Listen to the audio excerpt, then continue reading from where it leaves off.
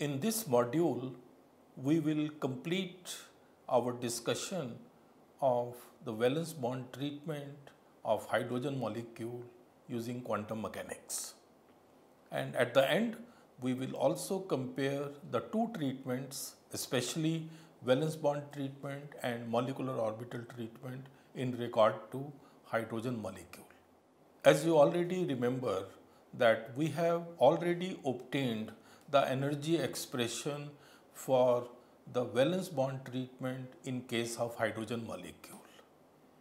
In the case of hydrogen molecule, we constructed the approximate wave function using valence bond treatment and then obtained the corresponding energy using variation method.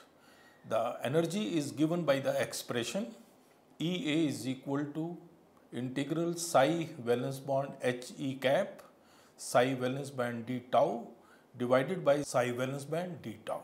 Here psi valence bond is the wave function which we constructed under valence bond treatment, and this is equal to C1 psi HA1 psi HB2 plus C2 psi HA2 psi HB1.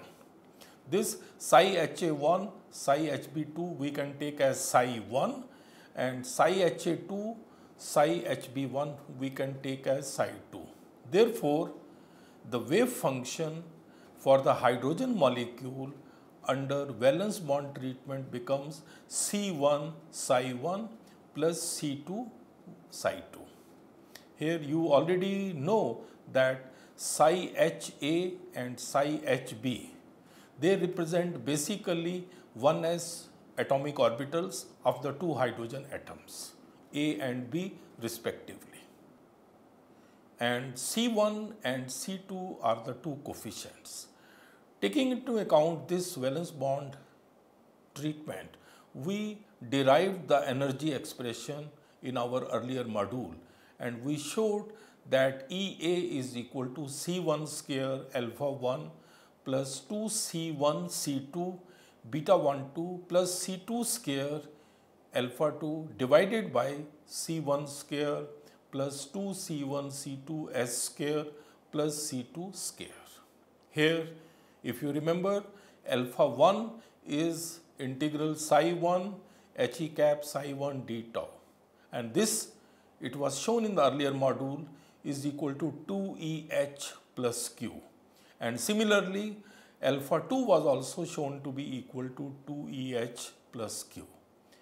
Here Q, if you remember, we did it in the earlier module that this Q is equal to integral psi A H1 psi HB2 H prime cap psi HA1 psi HB2 d tau. Also, if you remember, we found out that beta 1 2 is equal to psi 1 He psi 2 d tau, and that was equal to 2Eh S square plus A, where A is equal to the integral psi HA1 psi HB2 H prime cap psi HA2 psi HB1 d tau. Now, the energy expression was then simplified by minimizing the equation with respect to the coefficient C1 and C2, and you remember we got two equations, A which is C1 then alpha 1 minus EA plus C2 beta 1 2 minus EA S square is equal to 0. And we had another equation which we call as equation B, which is C1 beta 1 2 minus EA S square plus C2 alpha 2 minus EA is equal to 0.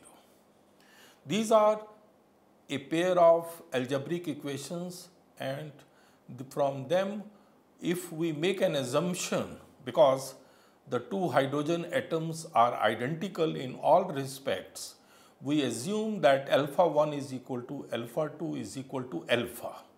And similarly, we assume that beta 1 2 is equal to beta 2 1 is equal to beta.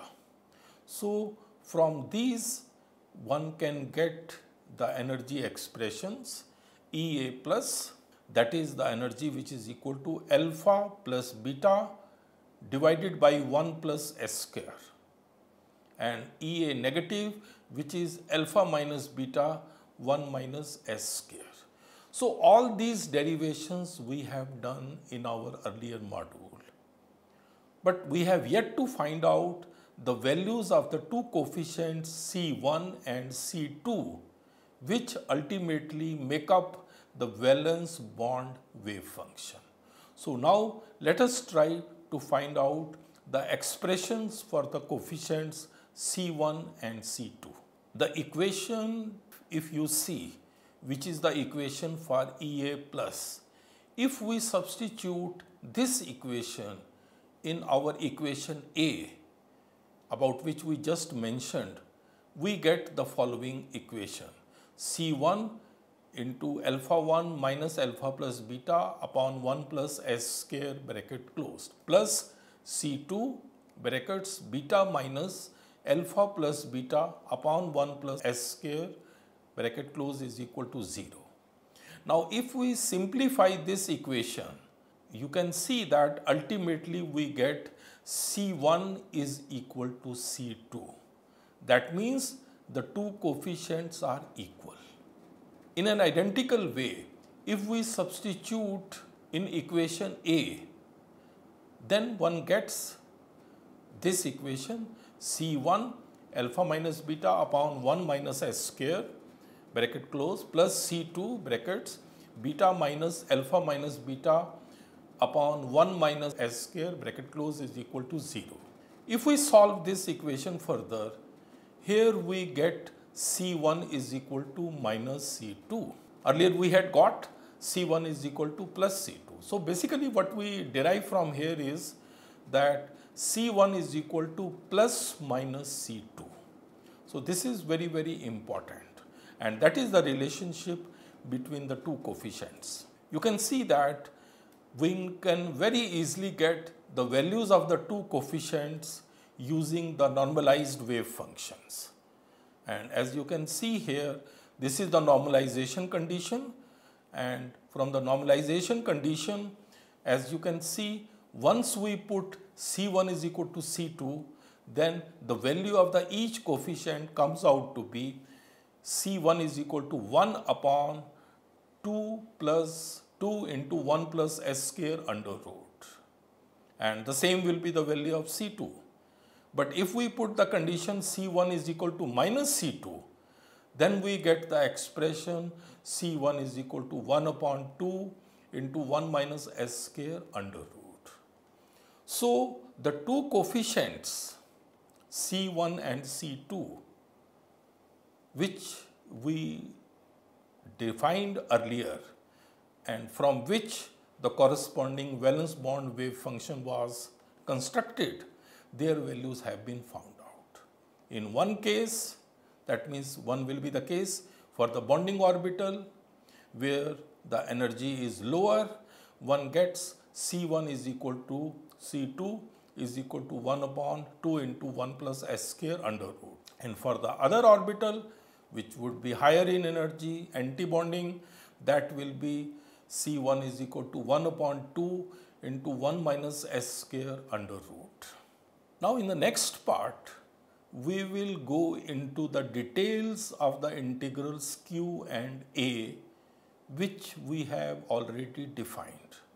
We will see what do these integrals ultimately represent.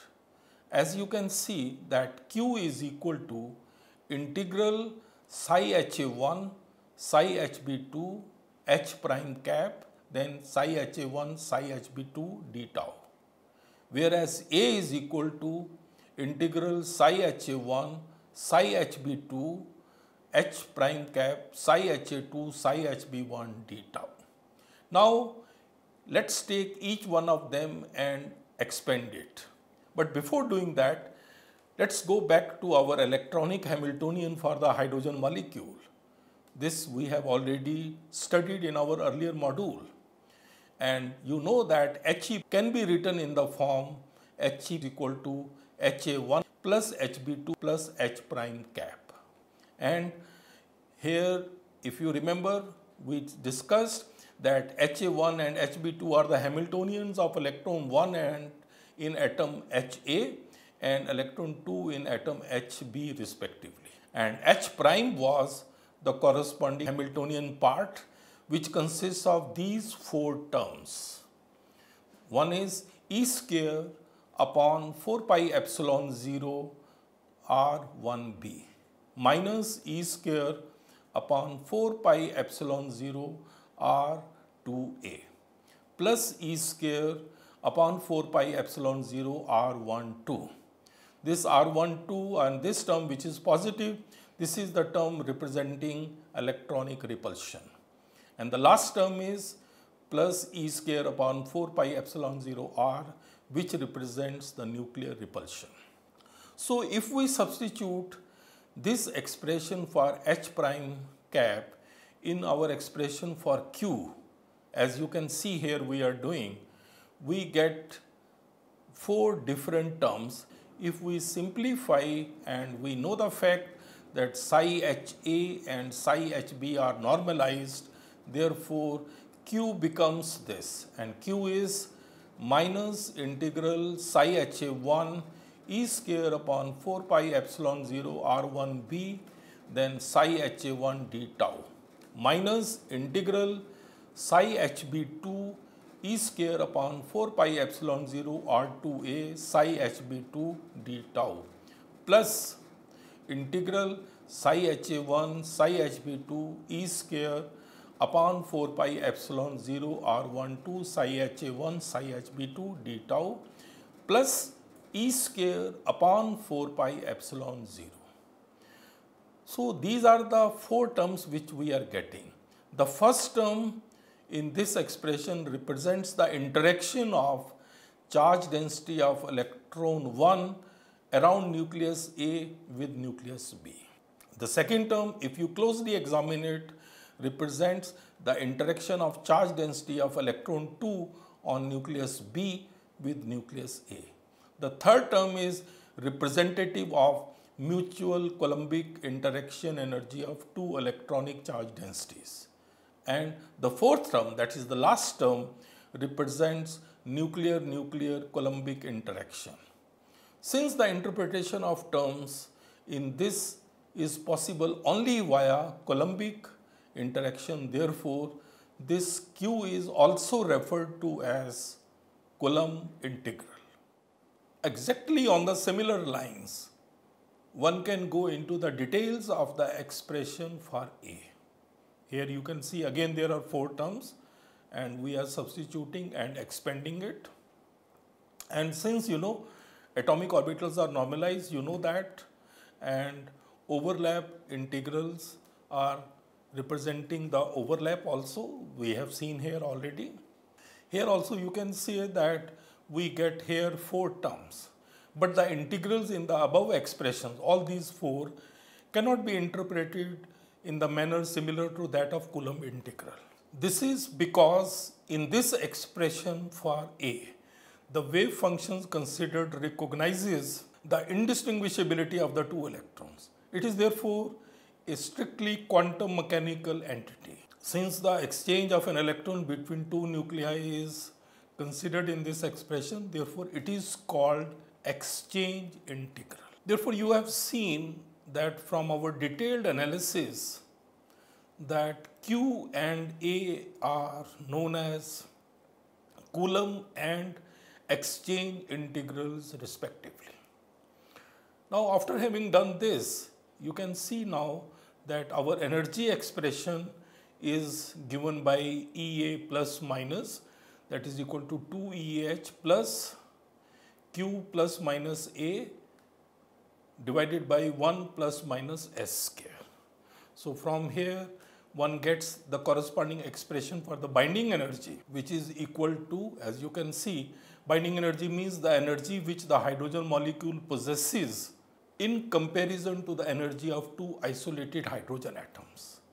And as you can see, delta E plus minus comes out to be equal to Q plus minus A upon 1 plus minus S square. And if we plot this versus internuclear distance, we get this plot. Experimental plot is shown, and then the theoretical plot, delta E plus and delta E minus are shown here. From this diagram, you can very well see that delta E plus describes a stable chemical bond and delta E minus describes unstable chemical bond. The minimum of delta E plus versus R curves occurs at a distance of 87 picometers and with a corresponding energy of 305 kilojoules per mole. Now, after having done the valence bond treatment of hydrogen molecule, and we have also earlier done the molecular orbital treatment of hydrogen molecule, let's have a look at their comparison. If you remember it, for hydrogen molecule, the molecular orbital for a hydrogen molecule using molecular orbital treatment is given by phi A MO is equal to psi HA1 psi HA2 plus psi HA1 psi HB2 plus psi HB1 psi HA2 plus psi HB1 psi HB2. Now, if you look at the first term and also have a look at the last term, these two terms psi HA1 psi HA2 and psi HB1 psi HB2, these are called ionic contributions because they represent both electrons of hydrogen molecule on one atom. On the other hand, if you look at the term psi HA1, psi HB2 and psi HB1 and psi HA2, these represent covalent contributions because these represent a situation where one electron is around one atom and the other electron is around another atom. Thus, one can say, after looking at the molecular orbital wave function, that it is a wave function in which there is a combination of both ionic and covalent contributions, and this contribution is 50% each. There are two terms which represent ionic contributions and two terms which represent covalent contributions. So, this is a very important result regarding the molecular orbital treatment. That means it's an equal mixture of ionic and covalent terms. Now, in contrast, if you look at the valence bond treatment, in the valence bond treatment, the wave function psi Vb is given by psi HA1 psi HB2 plus psi HA2 psi HB1. That means these are the two terms. Let's look at the terms only. We are not taking into account the coefficients here. You can see here that these two terms psi HA1 psi HB2 and psi HA2 psi HB1, these are the covalent terms. They are representing the corresponding covalent contributions. So, as such, in this there is no ionic contribution. However, another possibility is that instead of considering that one electron is on atom A and other is on B, one can also say that both electrons are on atom A or both electrons are on atom B. So, in that case, the wave function will have some ionic contribution as well, and that ionic contribution will be psi HA1 psi HA2 plus psi HB1 psi HB2. Therefore, one can say in a very general form that the total valence bond wave function under valence bond treatment can be taken as a mixture of covalent terms and ionic terms. We considered in our discussion and calculations only covalent terms, but there could also be ionic terms, and one could see how much is their contribution. So that totally there will be four terms: psi HA1 psi HB2 plus psi HA2 psi HB1 plus psi HA1 psi HA2 plus psi HB1 psi HB2. Overall, if you look at these two treatments, they appear to be different approaches to chemical bonding, but both these are basically similar in terms of construction of the approximate wave functions. And also, you must have seen that the results which are obtained using these two treatments are in good synchronization with each other as well as with experimental trends. So I think these are some of the important points which one must keep it in mind. There are, of course, there are many similarities between valence bond treatment and molecular orbital treatment.